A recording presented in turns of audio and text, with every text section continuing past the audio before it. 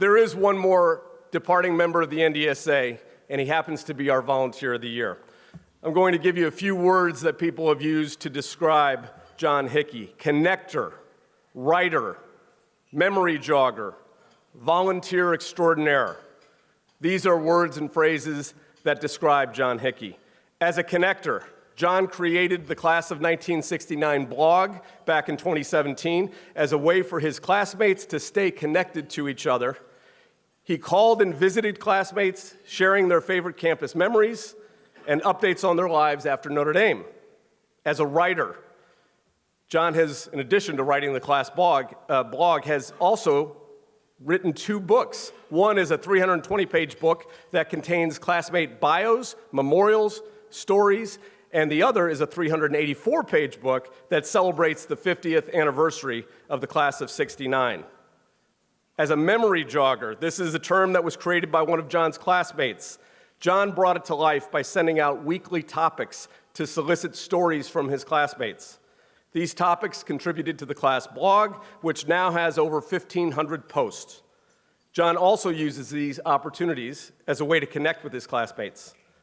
Volunteer extraordinaire, in addition to all these other things, John is finishing his term on the NDSA, where he has served as the regional director for the Central Region. John has invited all those clubs in the Central Region to take part in signature events hosted by the NDSA, encourage club leaders to tap their senior alumni populations for leadership positions, and he's always available to work with club leaders and his fellow board members. As you can tell, John exemplifies our conference theme of above and beyond. This is what he's done to enhance and extend the mission of Notre Dame and strengthen the bonds within the Class of 1969. The care he has shown his classmates, the clubs, and the senior alumni is unparalleled. John, thank you for all you have done and will continue to do, because it never ends, for the university. Please join me in welcoming and thanking our Volunteer of the Year from the NDSA and the Class of '69, John Hickey.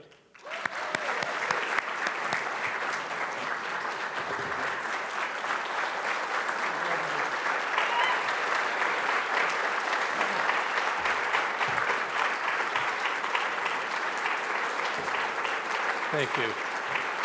Thank you.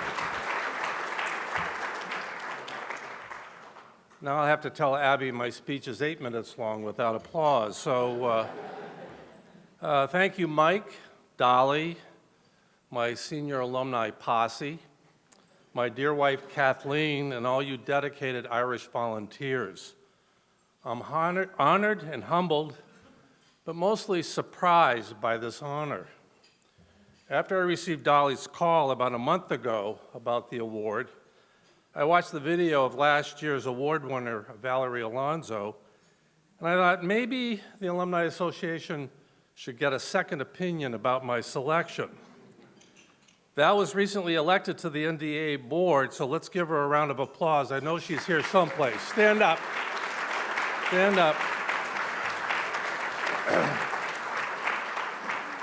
We all know Notre Dame is a special place, and what really makes this university exceptional are its people and the stories they can tell.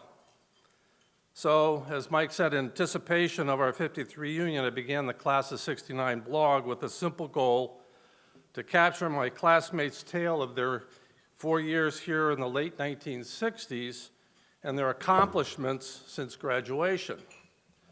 And we thought the time was right because, in most cases, the statute of limitations had expired. And not that it matters, but some of those stories are even true. But on the plus side, not every class has a Nobel laureate, like we do. I vote that Notre Dame should guarantee that every class has one, and a national championship, too.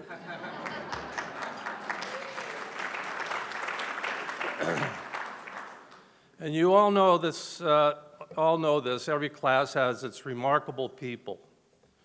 And this room is filled with those remarkable donors who have accomplished remarkable programs for Our Lady's University. So I think you ought to give yourselves a round of applause for what you do for us.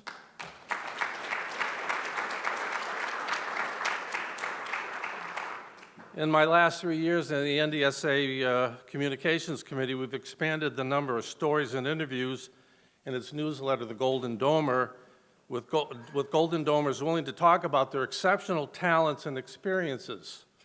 I also have been especially grateful to work with my classmate, Mike Saray, an Emmy Award-winning broadcast journalist, on his 6 Memorial Day and Veterans Day programs. It's inspiring to hear those stories, and it's been an honor to share them. And one thing they all have in common is they're incredibly proud with their association with this great university. So I've become an obsessive story collector and storyteller, just ask my wife about that, about Golden Domers and their families. So let me tell you a short one about mine. While many alums have generations of Notre Dame DNA, I also have bricks and mortar in mine. Hickey family's connection with this great university began in 1849 when my illiterate 19-year-old great-great-grandfather, Louis Etier, E-T-I-E-R, a farmer's son, traveled from Quebec to South Bend after Father Soren offered him a job on campus during one of the founders' trips to Montreal. His fellow workers could not pronounce Etier, so they changed it to what they thought was the nearest English equivalent, Hickey.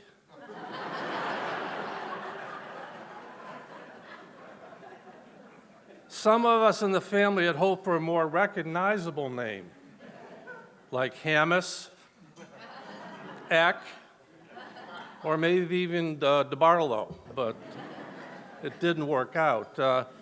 Besides playing checkers with his good friend Father Soren, Louis made bricks in the school's brickyard, was a foreman during Sacred Heart's construction, and he helped rebuild the main building in 1879 and helped build the log chapel in 1906. His name is inscribed in the tabernacle in Sacred Heart Basilica and on the big bell in the bell tower, which he helped to install in 1888. His grandson, my grandfather Tom Hickey, was a next-door neighbor to Newt Rockney. So when Rock converted to Catholicism, was baptized in the log chapel on November 20th, 1925, the Friday night before the Northwestern game, as my grandfather used to say, Tom was Rock's godfather. Grandpa Tom's construction company built over 42 buildings and projects on this campus between 1919 and 1979. Among them were Breen Phillips, Zom, and Farley Halls, and the World War I memorial door on Sacred Heart's east entrance, which bears the iconic inscription, God, Country, Notre Dame. That door, which will celebrate its 100th anniversary during next year's reunion, 2024, May 31st, 1924 was its dedication. That door has been a touchstone for the 29 descendants of my grandparents who have graduated from this university from 1932 to 2012. On Wednesday, I visited Cedar Grove Cemetery, where over 150 of my relatives are interred. And Rudy, of course we have to mention Rudy during the reunion, my fourth cousin 5 times removed. No, he's not a family member. But true fact, my cousin Pat Sarb, class of 1976, there's 76 of you here, I know. Gave up his game jersey to let Mr. Rudiger play in that now famous 1975 Georgia Tech game. In so much of the ND-related writing I've done, I've relied on the help of the university archives, especially Elizabeth Hogan and Joe Smith. I'm also on a mission to help the archives collect memorabilia, including donating many of our family's classes, photos, letters, and mementos, including the 2 books that Mike mentioned that were co-authored by my classmates Gary Campana, Bob Gibbons, Dave Sim, and myself. Well, now, maybe the archives will reveal someday who nominated me for this award. Nobody wants to fess up, so thank you to those responsible. I also want to thank my fellow NDSA board members and the tireless Angeline Johnson Daly for their support, for putting up with my bad jokes, and for the pride they share in our university. and there's a lot to be proud of. For example, I'm proud of the weight I've lost and the years that have been peeled away thanks to Abby Johnson's ability to Photoshop my program photograph.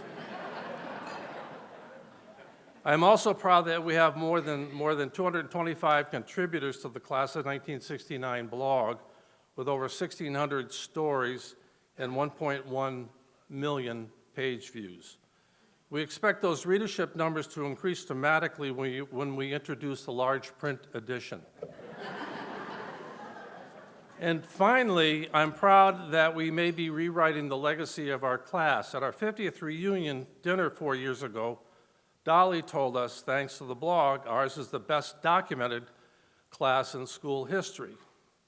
In 1965, the former dean of students, Joseph Simons, described us after some large group infraction as the most undisciplined class in school history. I don't know which is more accurate, but I think Dolly's description is better. So for recognizing me for any part I may have had in making that happen, again, I thank you. So let's raise our water glasses or coffee mugs to God Country Notre Dame. Go Irish.